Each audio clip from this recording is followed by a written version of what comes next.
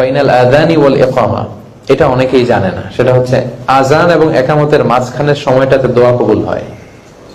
আর দুআ লা ইউরাদ্দু বাইনাল আযানি ওয়াল ইকামা। আযান হলো মসজিদে গেলাম, যে সুন্নাত পরে বসে রইলাম, মুয়াজ্জিন ইমাম এখনো আসছে না, আমরা অনেক সময় বসে থাকি, ঘড়ির দিকে তাকায় থাকি, এদিক সেদিক তাকায় থাকি।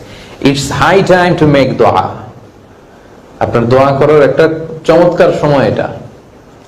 এজন্য মোবাইলের নোটস এর মধ্যে দোয়ার কি কি লাগবে আপনার নোট করে নিয়ে যাবেন। আমরা সুপার শপে গেলে নোট করি, এটা লাগবে, ওটা লাগবে, ওটা লাগবে। বা ইউনিভার্সিটিতে কিছু কাজ করতে যাবো, প্রফেসরের সাথে দেখা, ওইখানে মিটিং, ওইটা ওইটা, অনেক নোটস। কিন্তু আল্লাহর কাছে কি চাইতে হবে এটার নোটস নাই। এটা নোট করতে হয়। আপনাদেরকে একেবারে প্রফেশনালি কিভাবে দোয়া করবেন আমি সব শিখাই দিচ্ছি আজকে। কি কি আল্লাহর কাছে চাইবেন, কারণ আল্লাহ আপনার সিনসিয়ারিটিটা খুব দেখে। আপনি এটা পাওয়ার জন্য কতটা সিনসিয়ার, ওইটার উপর বেস করে আপনাকে কতটুকু